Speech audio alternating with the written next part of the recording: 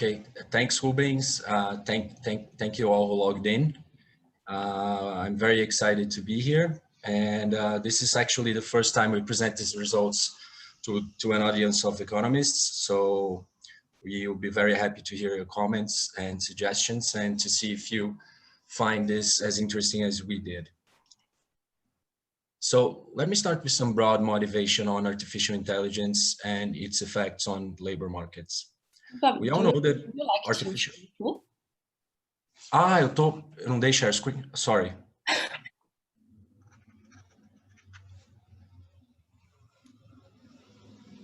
Just a second.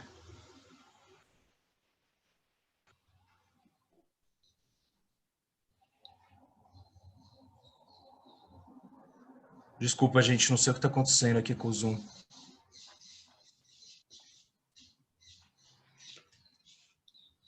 Pronto, vai dar certo. E agora? Tudo certo? Everything okay? Okay, I'm sorry. So let me start with some broad motivation on artificial intelligence and on its effects on labor markets. We all know that artificial intelligence shifted the limits of which tasks can be automated. And in doing so, it largely relocated tasks between human labor and technology. But perhaps because artificial and human intelligence are seen as imperfect substitutes on production functions, this also revived a debate on what should be and what should not be automated. In education, this controversy has surrounded the topic of the use of automated writing evaluation systems. At their core, these systems use natural language processing to extract features that are related to essay quality. And they also use machine learning algorithms to generate scores and allocate feedback based on the features that are extracted by the NLP.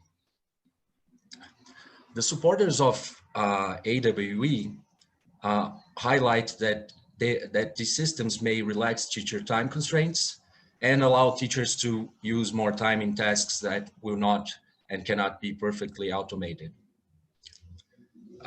They also tend to highlight that these systems may help circumvent teachers' human capital constraints, which will be even more important in developing country contexts such as ours. The critics, however, argue that artificial intelligence is, per definition, blind to the meaning of texts, and in this sense that it cannot emulate human parsing, grading, and feedback behavior. So we believe that this controversy largely bypasses one of the most interesting questions from an economics and a policy perspective, which is whether these technologies can affect learning after being incorporated into instruction. So this is where we come in. We study two educational technologies, or edtechs, that were designed to improve scores in the argumentative essay of the National Secondary Education Exam, the NA. Both edtechs were designed and were designed to be focused on learning among public school seniors. Interestingly, these edtechs use different combinations of artificial and human intelligence. So the first edtech, which we'll call the pure AWE, uses only the artificial intelligence to provide grades and feedback. Since this edtech uses only the AI, it can do this instantaneously. The second edtech, which we will call the enhanced AWE, uses the AI, passes on the AI grades and feedback to human graders, who supervise these grades and feedback and submit a full grading with a lag of 3 days. So let me provide a little bit more of background on the National Secondary Education Exam. I believe that most of the audience is made of Brazilians, but I would be happy to discuss the importance of NA with anyone who's not from Brazil. But NA is a key determinant of access to post-secondary education in Brazil, just to give an idea of its size, 5 million people, and 70% of the total of high school seniors in Brazil enrolled in ENEM in the year of our study. One of the interesting features of scores in the ENEM exam is that the private school premium is much larger in the essay than in the multiple choice test scores. So as we can see in this figure, it is approximately 2 times the gap in the larger, it is about 2 times the size of the largest premium in multiple choice test scores, which is the one in mathematics. So so this highlights the importance of our study, because these both edtechs, despite large differences in functioning and costs, both edtechs could make public school students more competitive for post-secondary education admission. So this slide tries to provide background on how the students' essays are graded by the official ENEM graders. So for instance, in 2019, as is standard in the ENEM exam, the topic of the essay was a social issue, broadly defined. So in 2019, this topic was the democratization of access to cinema in Brazil. The first set of skills that graders value is what we call in the paper synthetic skills. So here the graders look at the ability of students to use the formal written norm of written Portuguese, of Portuguese, and to build a text that is fluid both within and across paragraphs, using argumentative connectives. The second set of skills is what we call in the paper analytical, and here students are evaluated in terms of their ability to interpret and use the information from the motivating elements of the essay, and their ability to mobilize concepts from several areas of knowledge that were acquired through the schooling process. Most interestingly, and this is specific from ENEM, a final set of skills that is evaluated is the so-called policy proposal. So students are required to propose an intervention that is consistent with the thesis developed in the essay concerning the social issue at hand. And if you look at the private school premium, now within these sets of skills, we see that the gap, the private public school gap is increasing in the complexity of the writing skill. Just a little bit more of information on our experiment. We designed and implemented a field experiment in Espírito Santo in Brazil. It happened in 2019. We randomized 178 schools into 3 treatment arms. So 55 schools to the pure AWE arm, 55 schools to the enhanced AWE arm, and the remaining 68 schools were formed the control group. At baseline, we observed approximately 19,000 students. So we observed high and very similar levels of compliance with the treatment in each of the 5 writing activities that were part of the EdTech programs. Among teachers, more than 95 assigned essays through the platform, and this assignment behavior did not change throughout the year.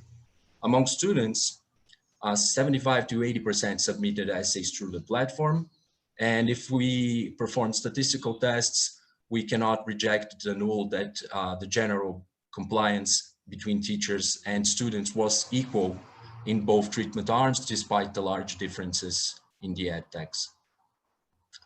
So let me now move to our main results. This graph plots the ITT estimates of both edtechs. The full circles are for the enhanced AWE, and the hollowed circles are for the pure AWE edtech. So the first main result is that both edtechs had positive and very similar impacts on ENEM writing scores if we consider the full score.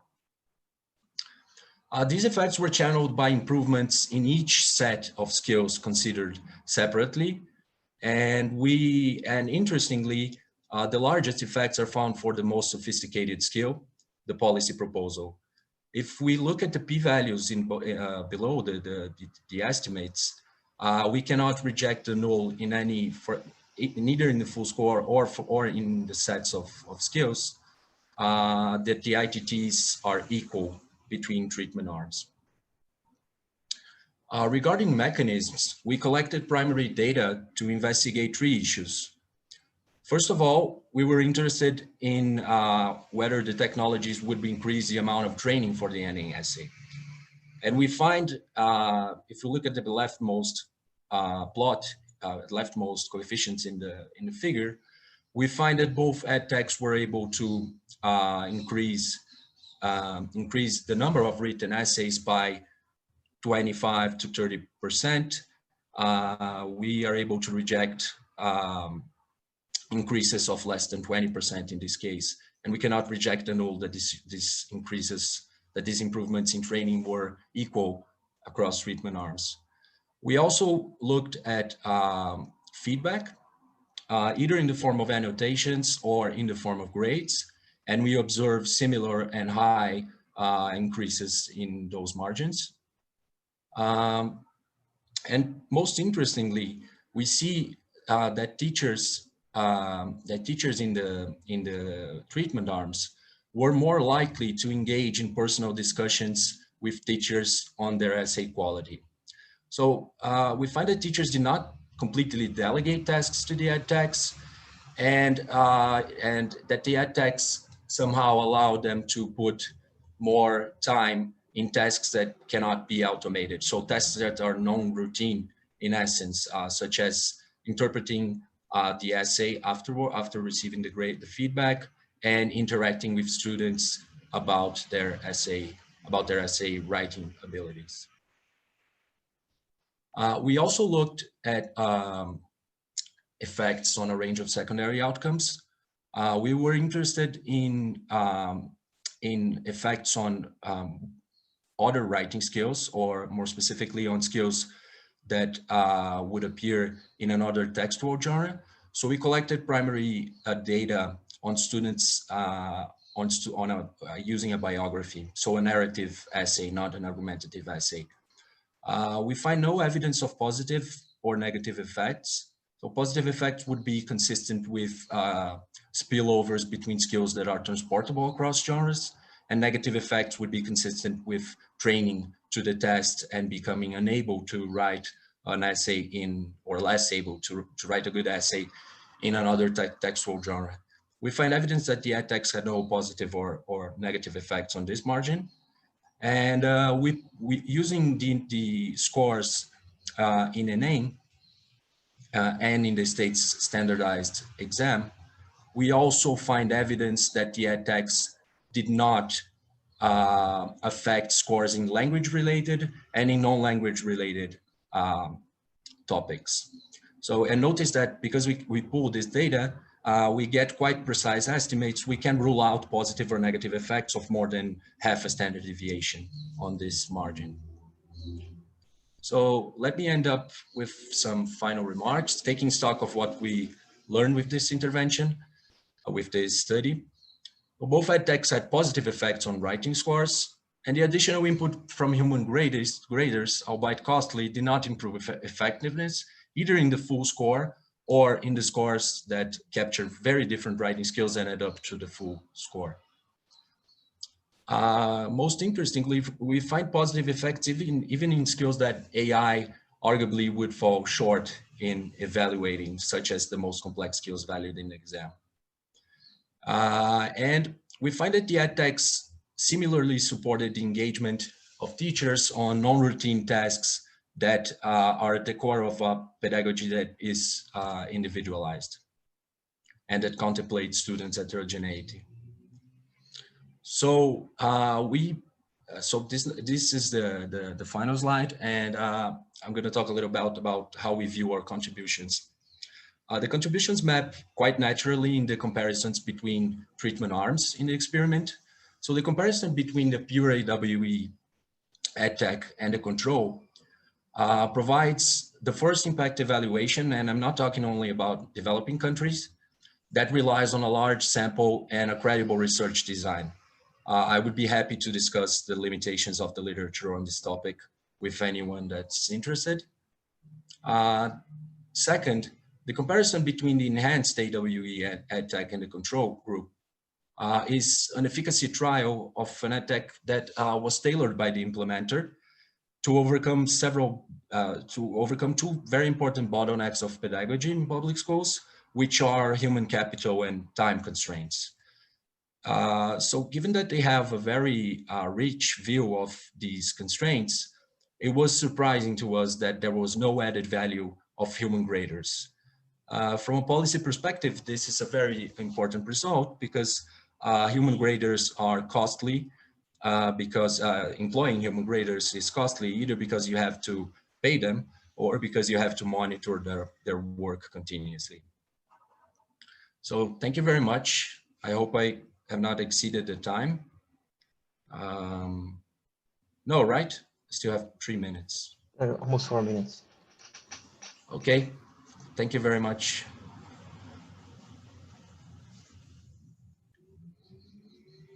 Audio de Paula. Any questions? Yeah, I have a question. Hi, Audio. Hi. Please. So if I understand correctly, especially the second bullet point in your final slide refers to some notion of substitutability between the tech and humans. I'm not sure if the graders are dedicated graders or teachers themselves, but other results in your presentation also suggest that there is some complementarity between the technology and the teachers engaging more with the students.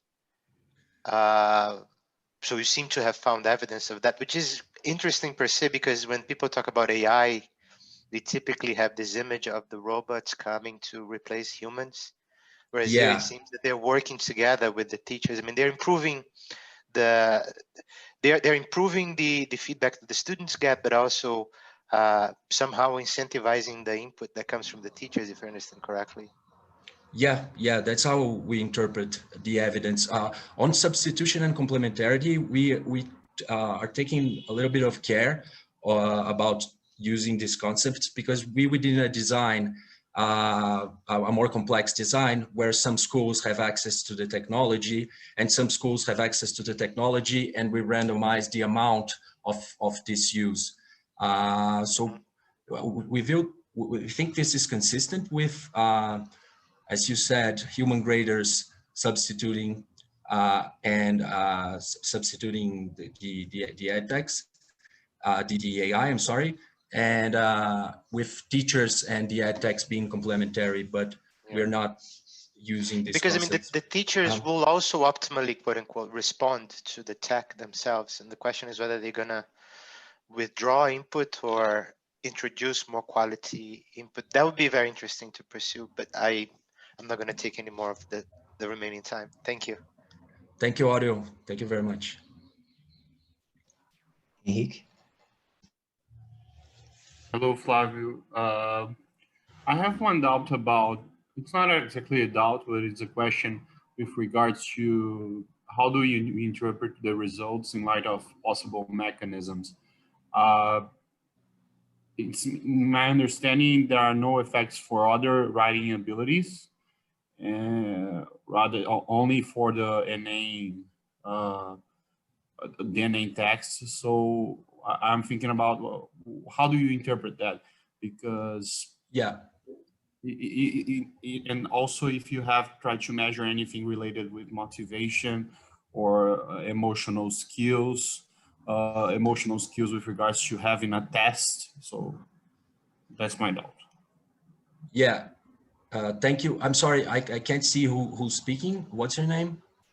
My name is Henrique. Sorry if. Oh no, no problem. Thanks, Henrique. Thanks. That's a very good question. Some I should have explained this a little bit better, but some writing skills are the same between the two textual genres. So the synthetic skills, so basically writing correctly, would be transportable across the skills. So the fact that we did not find evidence of effects on these writing skills, we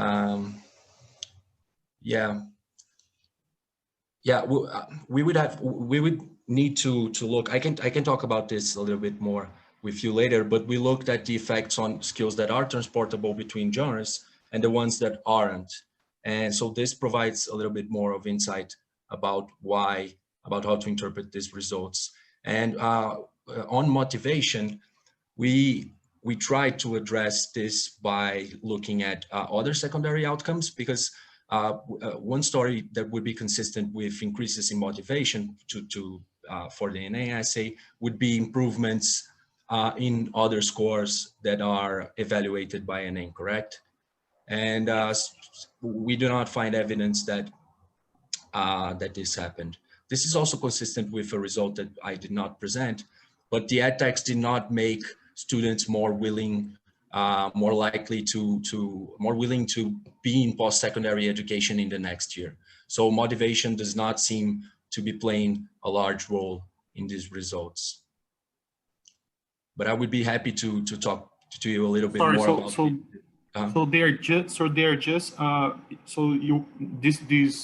This procedure only helped them on an NA assays. In fact, you don't see any results outside of that scope.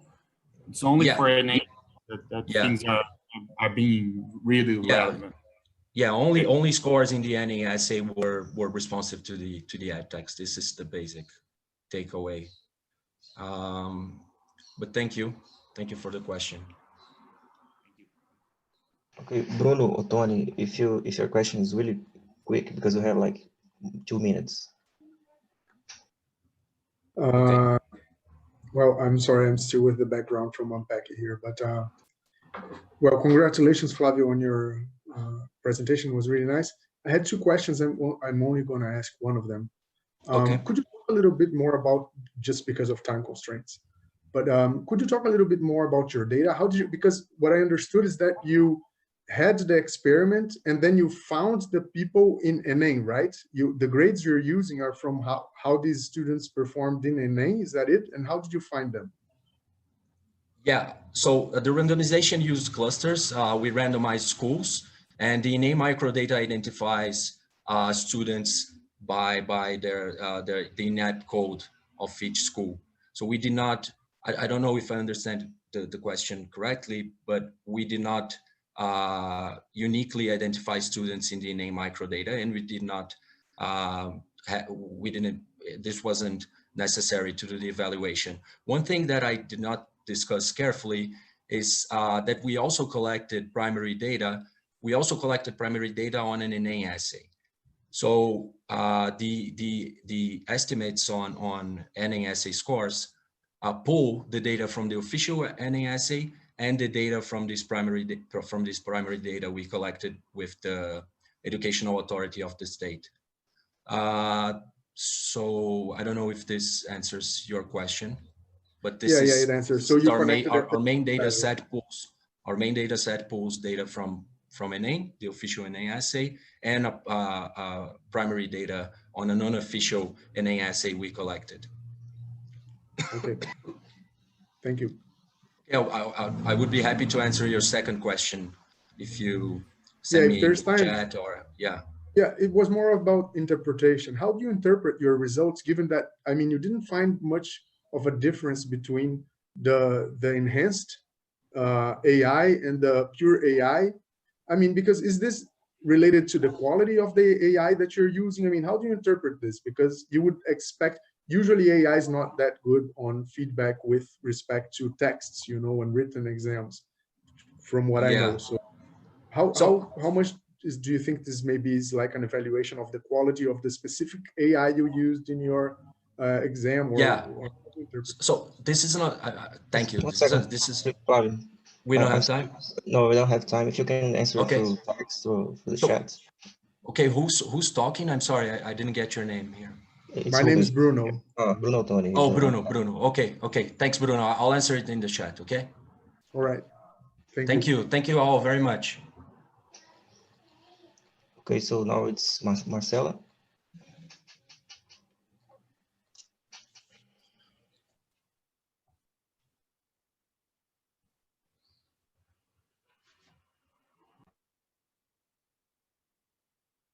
Okay.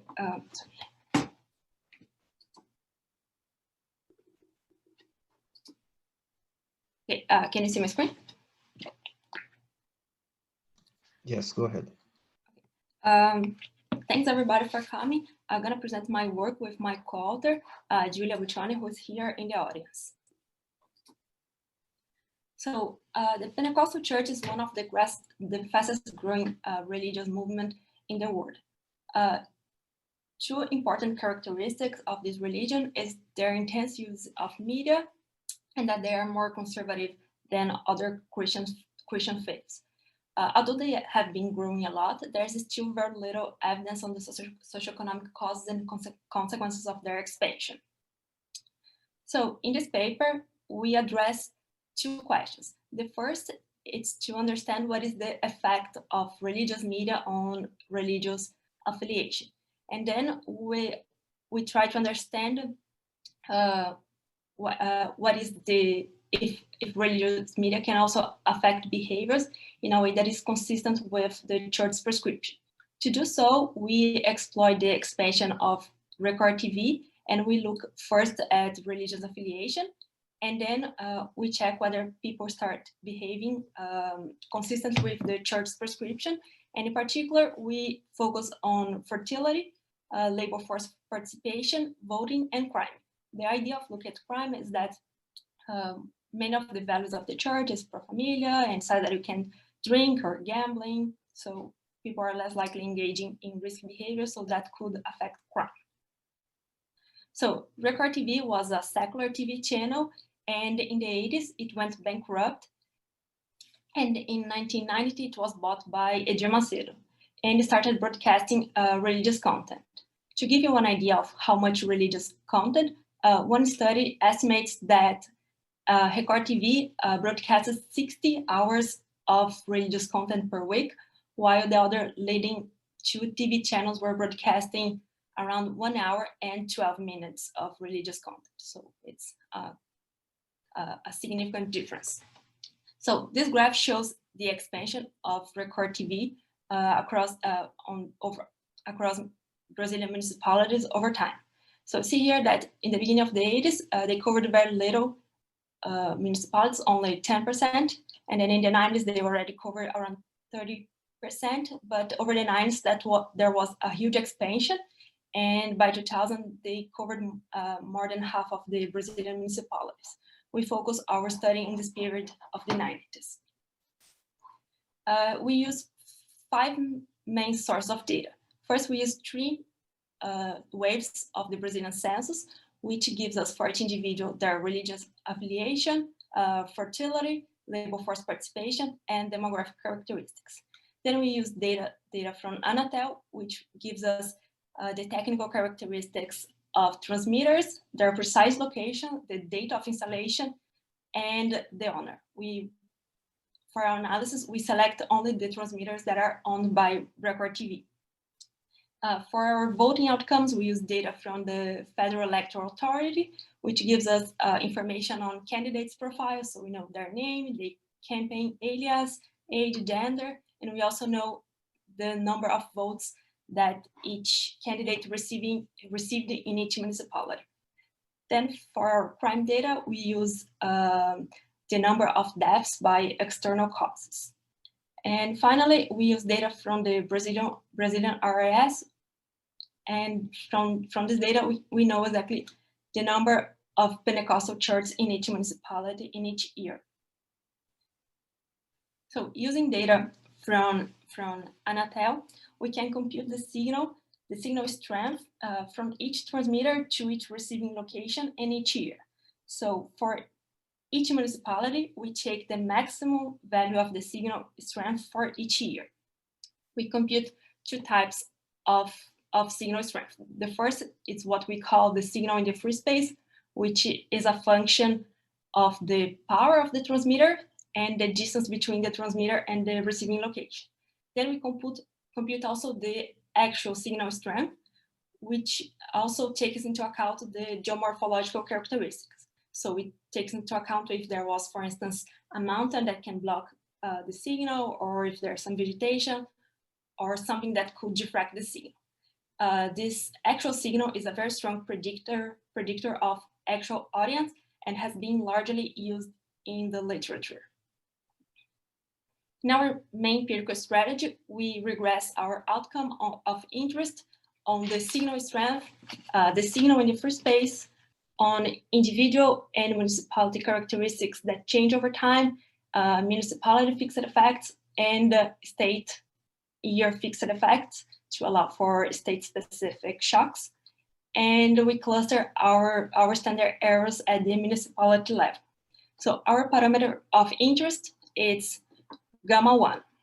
So our identification comes from the installation of new transmitters over time. So the idea here is that we compare the evolution of places in which there was an increase in the signal strength with places with the evolution of places in which the signal didn't increase. And we also, the idea here of controlling for the signal in the free space is that it's possible that places that are closer to the transmitters have trends different from places that are farther away. Like, for instance, it's possible that Record TV installed the transmitters in places that are growing faster. If it is the case, then this trend will be picked up by the signal in the free space. So to be clear, the signal in the free space is picking up trends that are related to the distance to the transmitter, but are not the actual coverage. So our coefficient of interest is identified net of changes in the distance to the transmitter. So in our main results here in column 1, we look at the fact of the actual signal on the share of Pentecostals. And here we are not controlling for the signal in the free space, neither for individuals or municipality controls. And we had only time fixed effects, but not state time zero fixed effects. And we see that an increase here, the signal is standardized. So it's one standard deviation in the signal strength leads to an increase in the share of Pentecostals.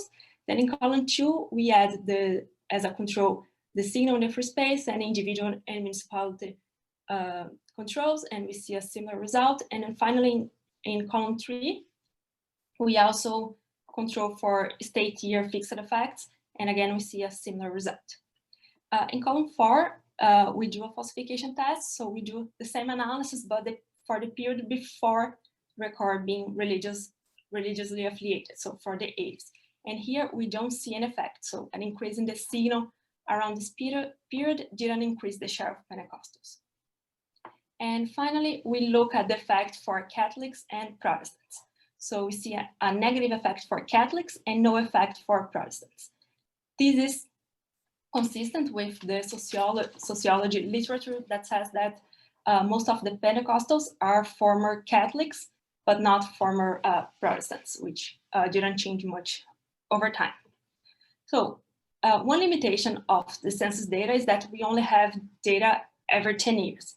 So it's possible that Pentecostals increased before the signal. So the share of Pentecostals would predate the installation of the signals. So we use data on the number of churches, which is yearly data, to give some evidence that this is not happening. So we construct an event study in which the x-axis is when a municipality started being covered by Record TV. So in time 0, it's when the municipality gets a signal that is strong enough to ensure viewership.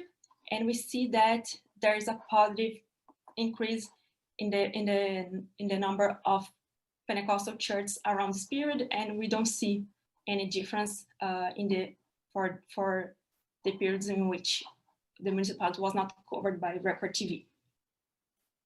We conduct several robustness checks. The first one, we look at selection. So the idea here is to see whether our outcome is actually triggering the treatment. If it's an increase in, whether the transmitters are being placed according to the share of Pentecostals in 1991. We don't find any evidence of that.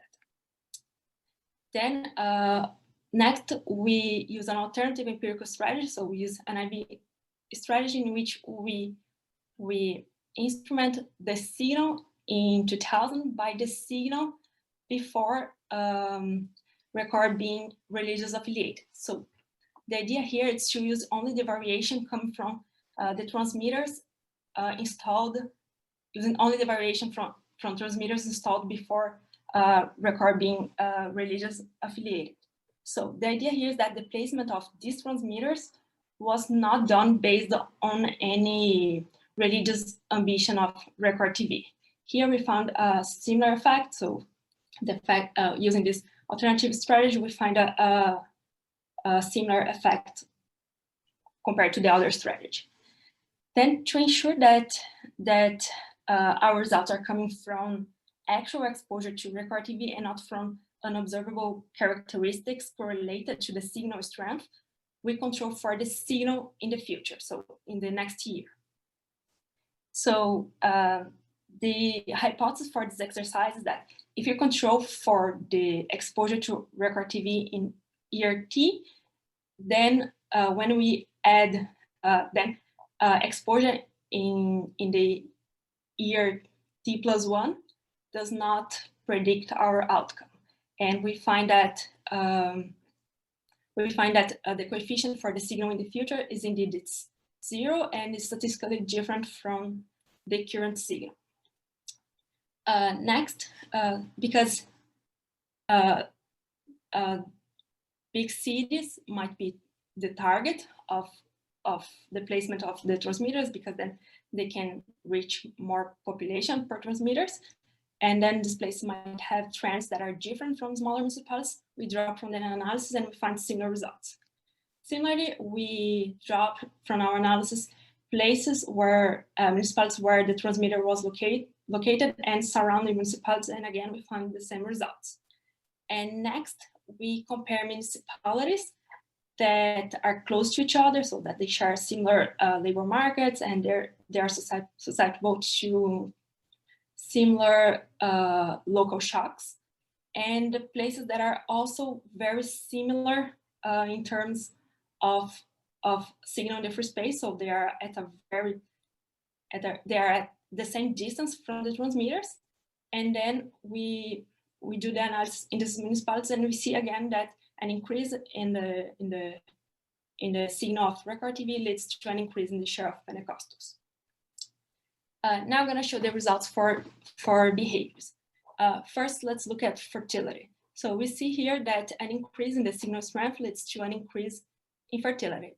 These results make sense because the Pentecostal Church promotes the values of the family, so that people should try to build a family, to get married, and also they don't encourage women to study much, and they also say that women should stay at home while the men work. And so consistent with this story, we found a negative impact for female labor force participation and a positive impact for male labor force participation. This is consistent with the man being the breadwinner of the house and the woman staying at home, taking care of the husband and the kids. Next, we find a negative impact for homicides rate. And finally, for the share of votes, we find a positive impact for Pentecostal candidates and a negative impact for Catholic candidates. So our data on fertility has the advantage that we can actually construct a larger panel. So for each woman, we know how many kids she has, we know the age of each kid, so we can retrieve the year of birth of each kid. So in a similar fashion, we construct an event study, and we show that the probability of giving birth after being covered by record TV, it's increases, and we don't see much going on here, and these coefficients are they are not jointly significant. And well, this is what I have. I can go in more details on the robustness text, but I think I would be happy to take your questions now, since I have 5 minutes. And thank you very much. Henrique. Hey, thanks, Marcelo, for your presentation.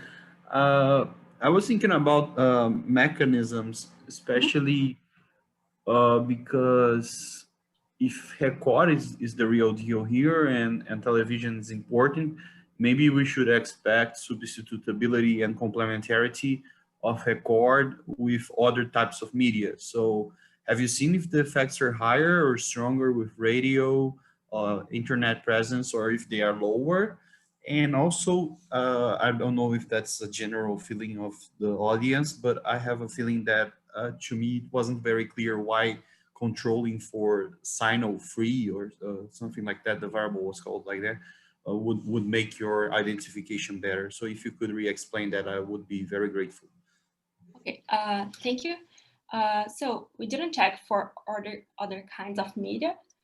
We know that TV is a very strong type of media. Internet was not widely spread at this time, so I think people didn't have computers at their place at this time, like with the internet and so on. But indeed, radio could be something important.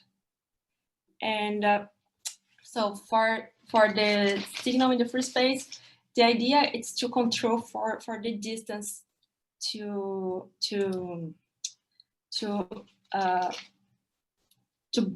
places that are more central. Like if record TV places their transmitters in places that are going faster, that are wealthy, then our outcomes could be, our effect could be coming from not the signal, but for the fact that they are closer to these municipalities. So the effect that we're picking up is not related to the signal, but would be instead related to the fact that they are closer to these municipalities. As like we control for distance, we can also think about the signal in the free space as just the distance through the transmitter. Then we are controlling for that. So we ensure that our, like, not we ensure completely, but we have more confidence that our effect is coming from the actual signal and not because these places are closer to central areas, places that are getting richer or growing faster. I don't know if this helped. There's a question from Thiago. He asks, how do you identify Pentecostal and Catholic candidates? Oh, so I followed a paper by Costa, Rocha, and all, like from Rudi and Chico. And we identify when they disclose their occupation. So if in the name, in the campaign alias, if the person says pastor, something or something related to the church, like if you're a priest, if you're a pastor, if you're a minister, something like that. We to classify like that, we followed other studies that did the same.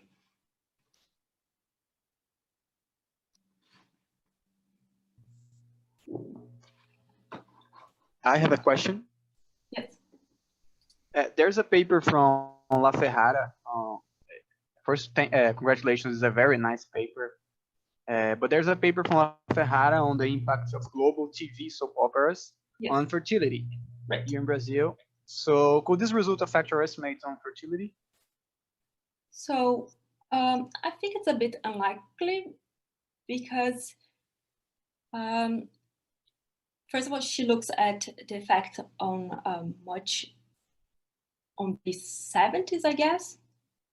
And when the families were very big, and then they look at the TV and they mimic their behavior. So our results are actually coming an opposite trend than hers, because she found a decrease in the fertility rate. So when you watch TV Globo, the novellas, families tend to have less kids. And here we found exactly the opposite, that that being exposed to record TV could increase fertility. So if there's any interaction with her effect, I think this is more likely for us to be underestimating our effects.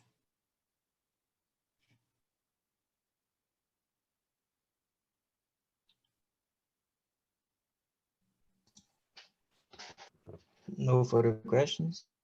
I have like 1 minute, 2 minutes maybe. Okay, so thank you, Marcela. Thank you.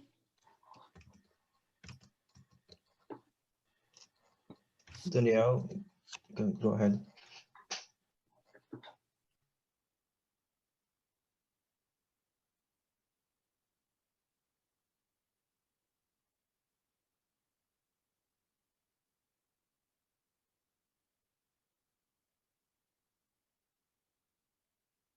Hello, everyone.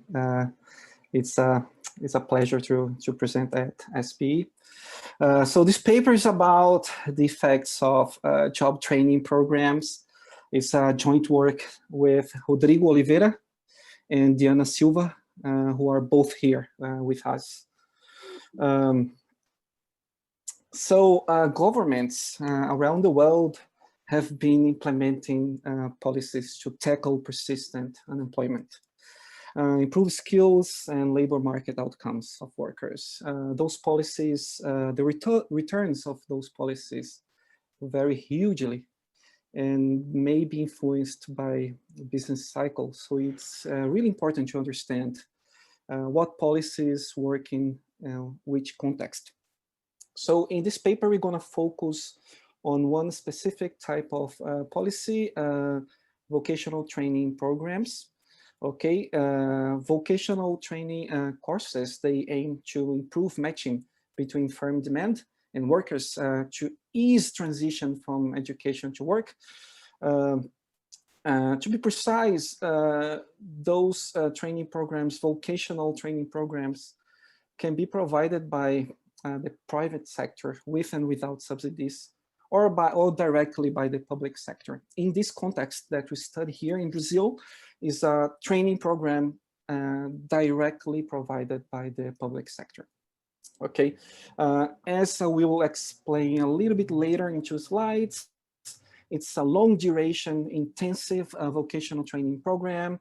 Okay, so we investigate the effects on post-course placement decisions. Okay, namely, whether you're going to be a worker, you're going to set up a firm, or you're going to continue your studies in a given university.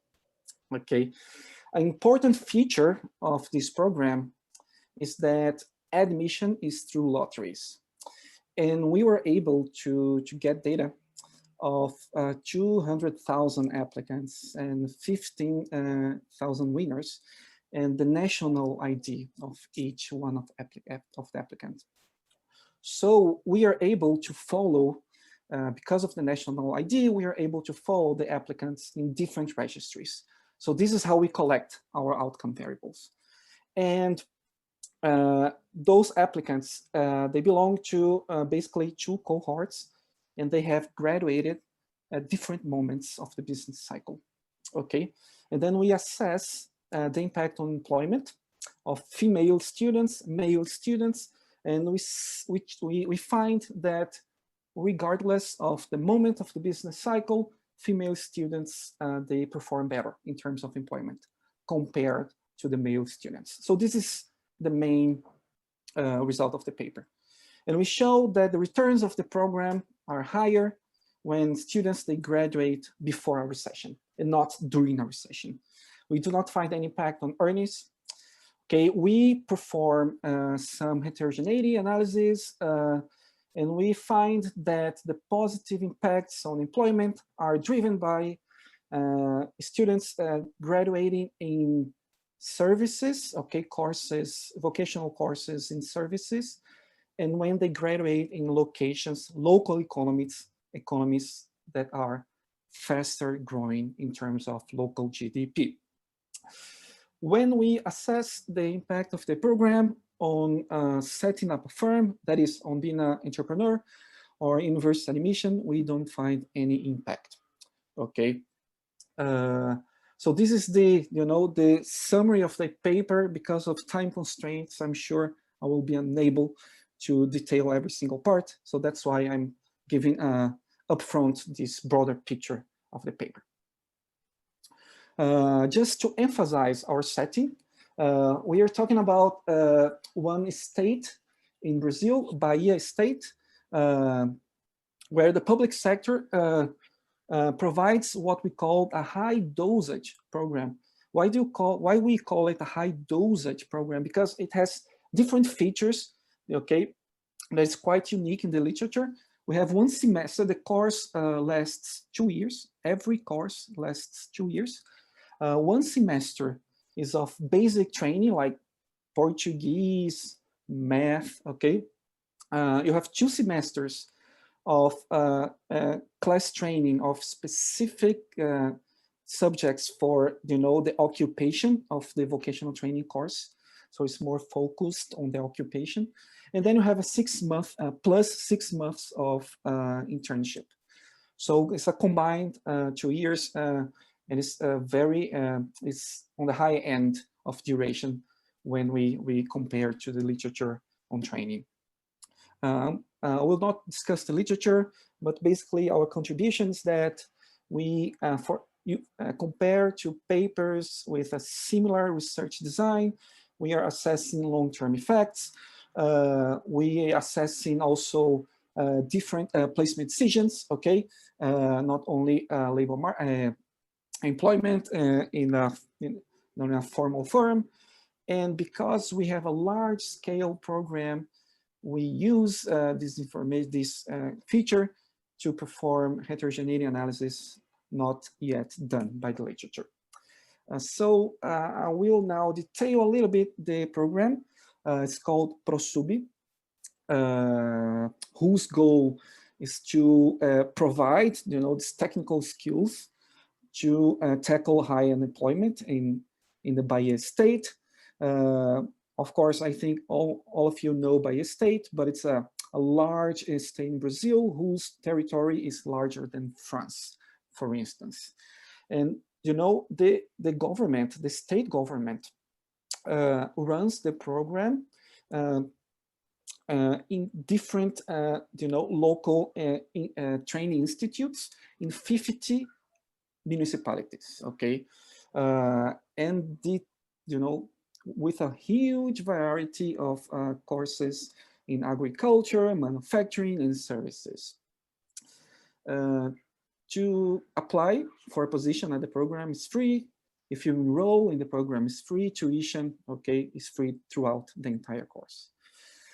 So as you can imagine, some courses have low demand, some of them very high demand, okay.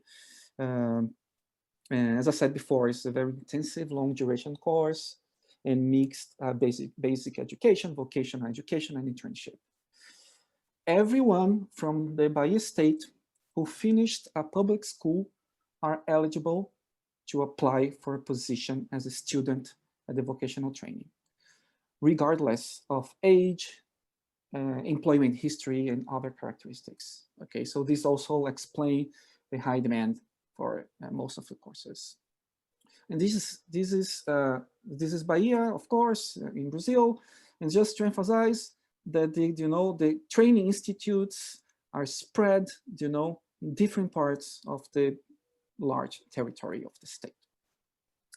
And because it's in different parts of the state, the economic role reality differs, from one area to the other, and we're going to exploit this heterogeneity in our analysis. Admission is only through lotteries in the in the years that we study here. So in a given year, one applicant can only apply for one slot at a specific course in a specific training institute. Okay, but in the other year, the same applicant can apply again. Okay, so there are some people applying, many years. Some of them apply just one year. The education department itself of the state government performed the randomization with some partners, okay, including auditing partners, and they created randomized waiting lists. So for each course, suppose you have 1,000 applicants, so they randomize the rank, okay, and if this course has 30 slots, the education department calls the 30 people in the first positions. If, you know, some slot is available, then the education department keeps, you know, calling the other people from the waiting list until all slots are filled. In this paper, to be more precise, we work with 2 cohorts, okay? Those who started the course in 2012, we were talking about a little bit over 100,000 applicants, okay? And we, the second cohort started the course in March 2013. So the first one on March 2012, the second one on March 2013. And we're talking about a little bit less of 100,000 applicants for the second cohort. So just to, I will skip a little bit just to emphasize one point, is that, you know, these 2 cohorts, they graduated at different moments of the business cycle, okay? So the first cohort, sorry, it's a little bit small here in the paper, is bigger. Next time I have to, you know, to dedicate one slide for each of these figures. Let's go. So the first cohort, okay, has, you know, graduated before a recession period, okay, in the state of Bahia. And the second cohort has graduated at the start of a recession period. Okay, and this, we are trying to use this fact to interpret, you know, the results that we have from our regressions. Just to emphasize that the rules of the lotteries are publicized, you know, you can enter the internet, the website. We said that so this you know, the website of the education department. And it's one interesting fact is that, as I said, we didn't carry out the lotteries. It was the Department of Education. And the idea was to give the same chance to every applicant. Okay, so they state this clearly here, okay, in this part. I don't know whether you can read it, but it's clearly stated here in this part of the website. And the lotteries are widely publicized. So you can enter the website. This is a Facebook, they post on Facebook, okay, intensively to recruit applicants for the lotteries. So basically, we use 4 registries in this paper to assess the impacts of the program. The first one is the ProSub registry. So we have the national ID of all members of the waiting lists. Okay, we know also which ones end up enrolling at one course and finishing that course. Okay, even though we have the national ID, which is very important to be precise on the merging with the other registries, the program registry doesn't have much info on personal characteristics. Okay, basically we have only gender. Because the application form asks the national ID, the name, okay, and also like contact, email contact, telephone contact, alternative email contact, so the education, you know, department can reach, you know, winners. And so for all the applicants, we basically only have gender to use as a control variable. So we merge with RISE dataset, which everyone knows. So just to be clear, for each cohort, we analyze 6 years, up to 6 years after the lottery. So the first 2 years are during the course, okay? And then 4 years are after the course. We use a third registry from the Brazilian Internal Revenue Service, okay? It's a public data. And so we know the identification of each owner.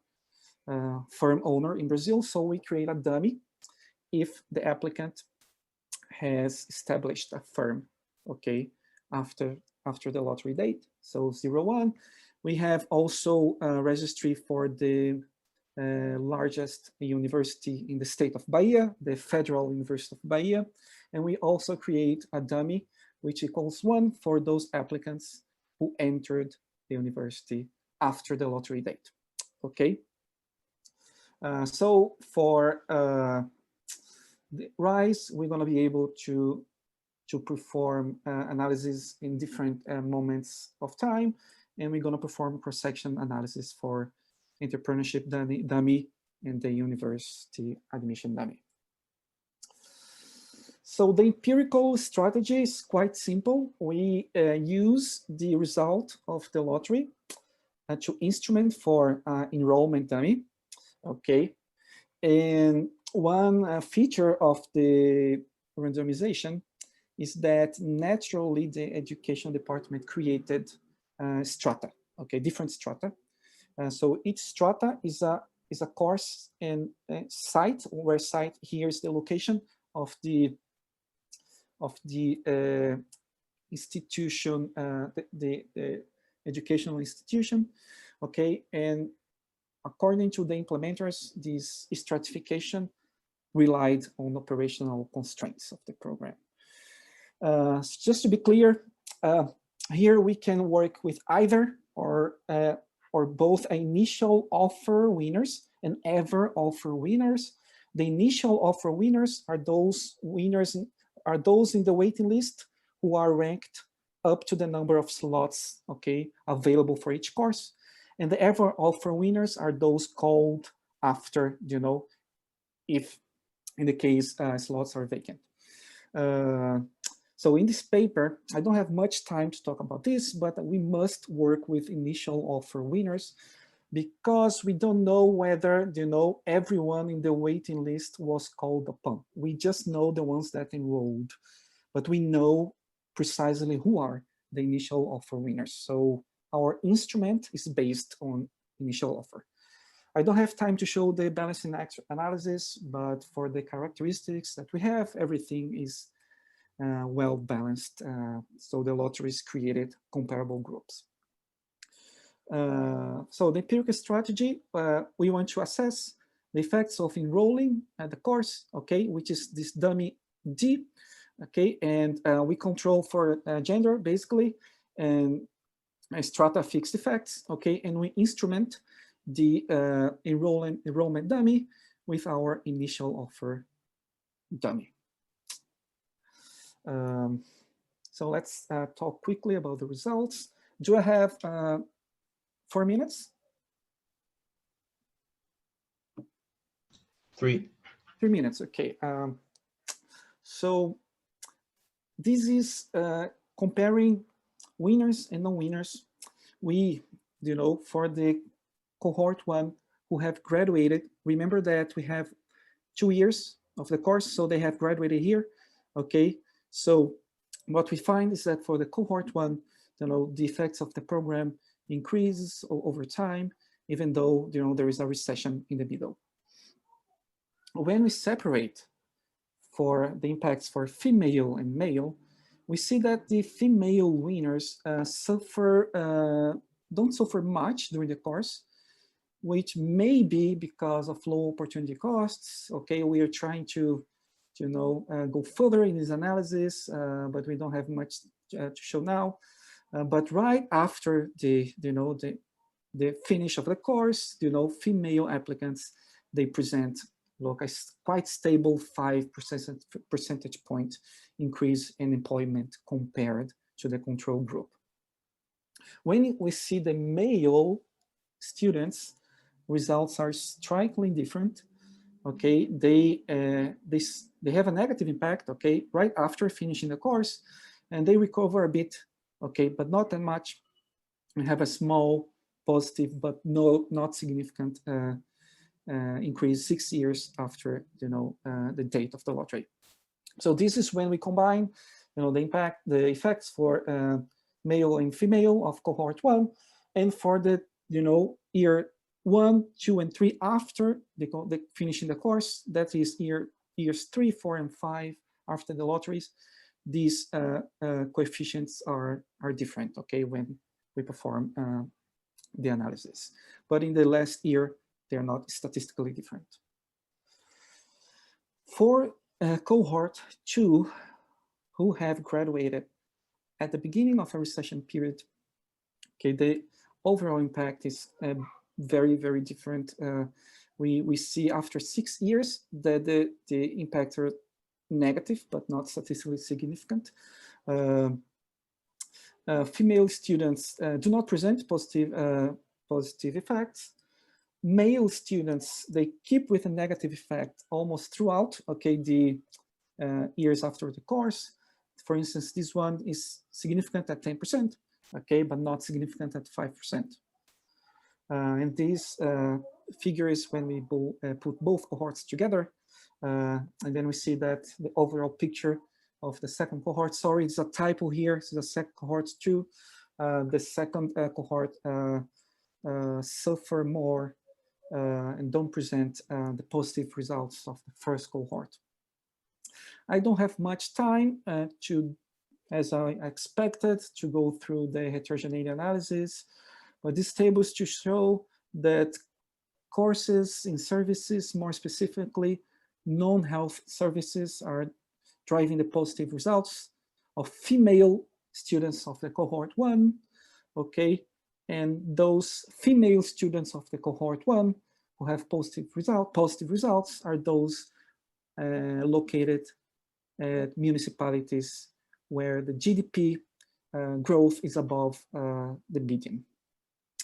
The last table of the paper show that we find no impact on either university admission or entrepreneurship. And so this is the paper.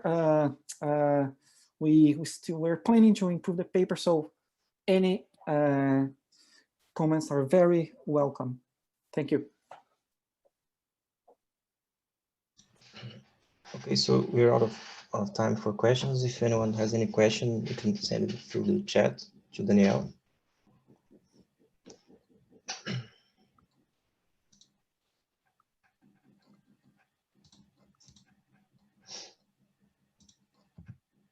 Henrique? No, I think he had the I okay. think it's an accident, sorry. Mhm. Sorry about that. Okay, so can everyone see the presentation? Yeah. All right, so this paper is still work in progress, early stages, I would say. It's derived from my dissertation, master's dissertation. What I want to do is find if electing business people or candidates from business backgrounds for mayors in Brazil, if it does influence the business environment of the city.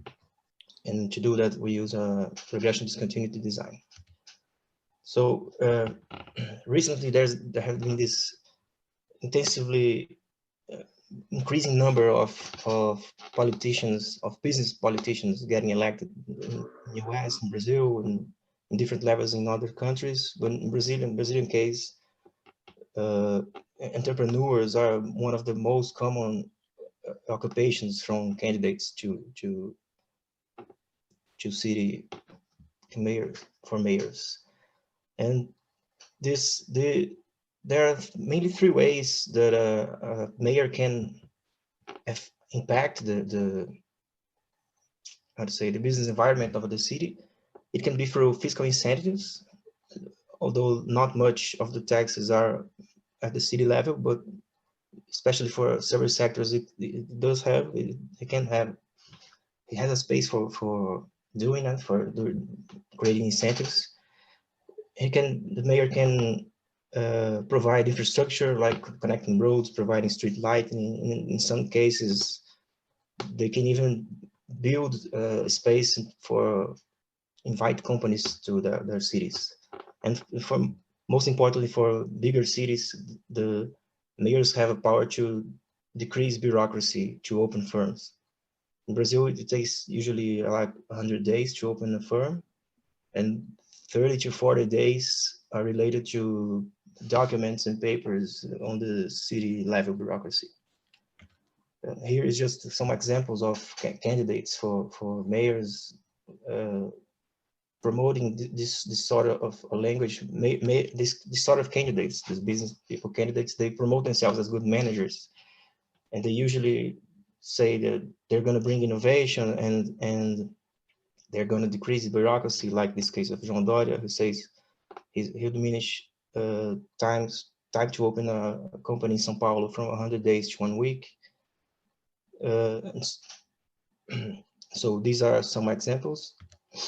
And there is some evidence regarding the overall performance of business people, politicians. The Beach and Jones, they find no evidence for electing business people in city councils in California, but they're looking at fiscal outcomes like revenues, city revenues and spending, and they find no effects. Blaschke is more related to our paper. It's looking at mayors in Brazil, but his outcomes are also fiscal, and he finds no evidence of increasing in revenues or spending, but he finds a small effect on increasing the transfers received from higher government, from state and federal government. And there's this bigger literature that relates companies and business, like the companies that are related to politicians usually gain private returns. But there isn't this gap in the literature about gains to other firms in general, not only the firms connected to the politicians. So to the best of our knowledge, we're the first to ask if, like, what happens to the business environment, to the other companies, and not just the companies connected to those politicians. And Brazil is an interesting case because, as I said, the number of mayors from business backgrounds is relatively high. And since 2016, corporate donations are prohibited for campaigns, so the value of holding office increased. A company, it's harder to elect someone via funding, so it's better to just run for office themselves. And candidates may fund their own campaign, so a wealthy candidate may have incentive to run if his probability of winning is higher. So the data we use are from the 2008-2012 elections from the TSE. The firm-related outcomes are from HISE, which is employer-employee match data sets. Covariates are from the IPEA data in BGE. These electoral data are not on votes, but they have characteristics on the mayors, on the candidates, and they have also the declaration of assets, which is important for the definition of a business person. Our strategy is a simple RDD. Here, M is the margin of the business person, and B is the treatment. So we're looking for the effect of getting elected, a businessman getting elected. This data too. And so this is the two samples, the two definitions we have about a business person. The first was based on the work of Blaschke. He used the self-report. Candidates must report what are their occupations when they are running. And some of them report themselves as entrepreneurs. And we use entrepreneurs and merchants, people that are more accustomed to the everydays of firms. And the other definition, which I think is stronger, is from the declared assets. I took a sample of 500 candidates and manually selected those who were those who owned companies. And then using regular expressions, I try to predict that variable, that indicator. It's not a perfect match yet. I'm still working, perhaps using machine learning to do that, but this one used here has a high correlation, 0.92 or something. So we're using these two samples. This summary statistics and balance tests. There's a slight problem for the self-reported sample, which there is difference in gender in education. The candidates from business backgrounds are usually less educated and are more frequently male. But not the rejects one has doesn't have this problem. But there is one thing, like they are not really similar samples, because as you can see, the mean population of the rejects definition is almost double. And also GDP, so bigger cities with this sample here. But so far, our main results are no results. There doesn't seem to be any effect at all on the net. The first outcome here is the net creation of firm and jobs in level and in percentage terms. And this panel here for the self-reported sample, and this one here for the reject sample, and no effects at all. And you can see the number of effective observations is not small, so I think that's more to zero than to poorly estimated. So here's the graphs for the firms and the employees. You see there doesn't seem to be any discontinuity in any of these, as you can see. So the other outcomes we look, since we find no effect in the net creation of firms and employees, is look at some of the labor force, labor market variables like wages, dismissals, if there's anything happen at all. And again, at the aggregate, at the city level, we find nothing, not with the self-reported sample or the reject sample. This the same. So the next step was to separate firms by sector of activity. I separate firms into agriculture, industry, and service, which are 90 something% of the companies, the total companies, and still there is no effect. There doesn't seem to be any effect at the city sector level for neither of the samples. Again,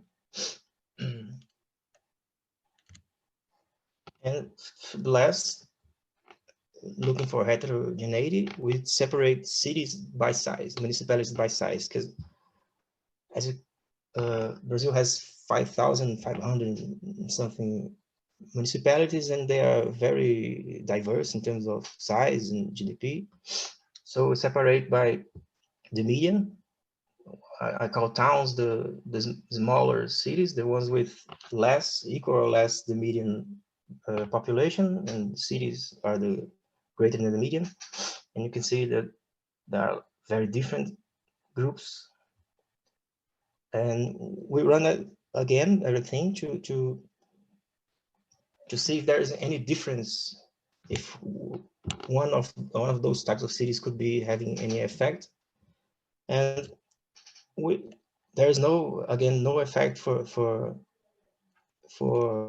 cities, for bigger cities, but for towns finally appears that may be something going on. So there may be heterogeneous effects, but just in small towns, it seems like there is decreasing number of industry firms and employees, and maybe they're moving to service sector. This is the graphs for these small towns.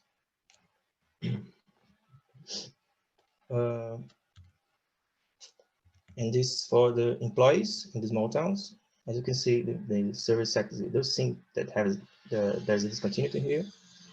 For industry, not so much, not that clear, but it does seem that maybe something here. And the same for the same group for these small towns. I run again for these variables related to labor market. And again, there seems that there's something going on, but in agriculture and just service, an industry service, which would be expected to have something because it's the one losing jobs and firms, has no effect. So we're still to look at this heterogeneity yet, but mainly results at the aggregate level, we find there's no evidence of effect, but we're still looking for the next steps we're going to do is we're going to check the entry exit of firms using the identified version of highs. For this result so far, I didn't have access to the identified version for technical problems, but we're going to use it and test for firm entry exit. The definition of business person, perhaps try to find a more accurate definition with machine learning, like I said. We're searching for other firm-related outcomes, like the number of days to open a company. If we can get that, it would be nice. We're working perhaps with a data set with judicial processes and stuff. And another possible step was like we track candidates' business records, like the size of their companies, the sector they're in and stuff, to see if maybe the overall business environment will not change, but he can make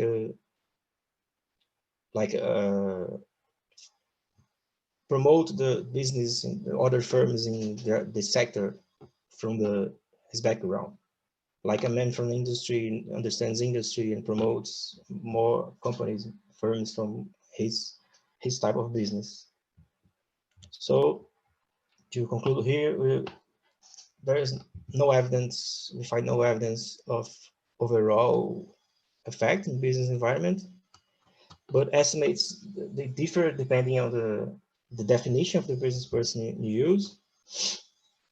And there may be heterogeneous effects, which we will look for in more detail.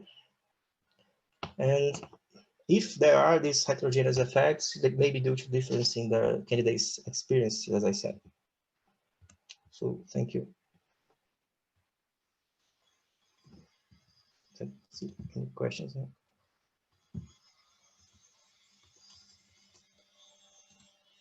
How do I see the chat?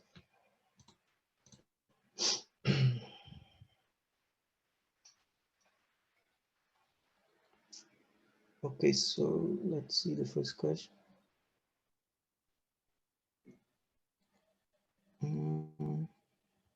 Okay, there's the question here from Clayton. He asks, what is the proportion of candidates self-reported as businessmen and non-businessmen in the data set? In the data set, I don't remember, but it's from business candidates and regarding all candidates, I think it's 8%, 7%, something like that.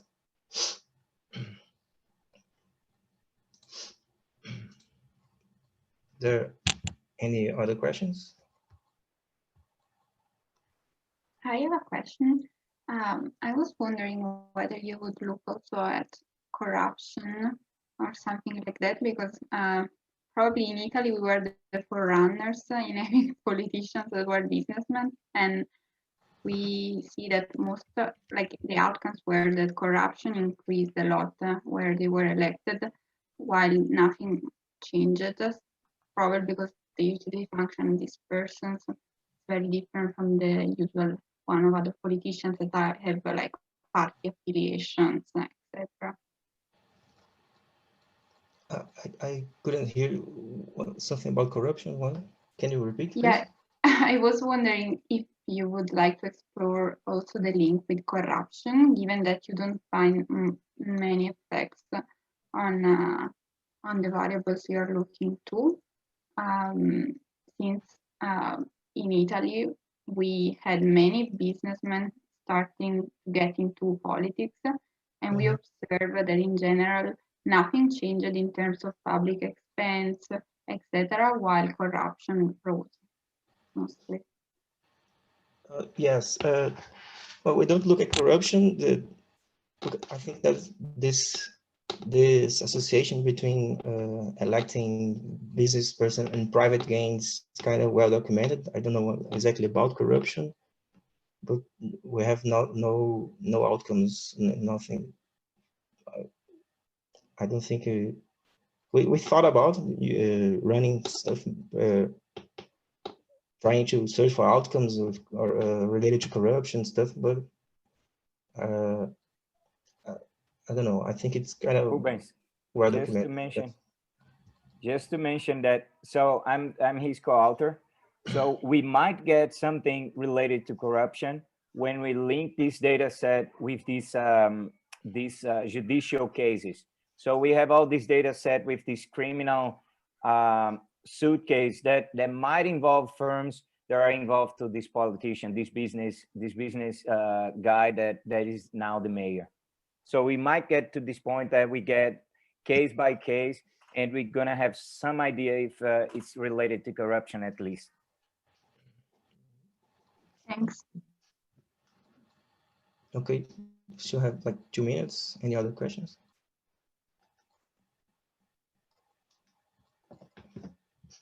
No.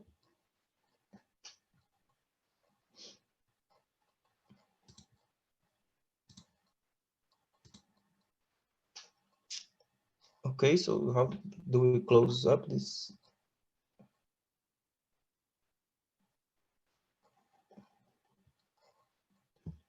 Rodrigo?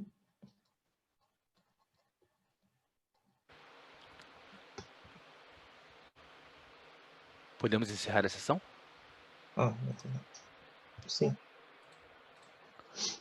Ok, obrigado a todos os apresentadores. Vamos encerrar a sessão, então. Muito obrigado, gente. Obrigado. Até mais. Obrigada, gente. Obrigado.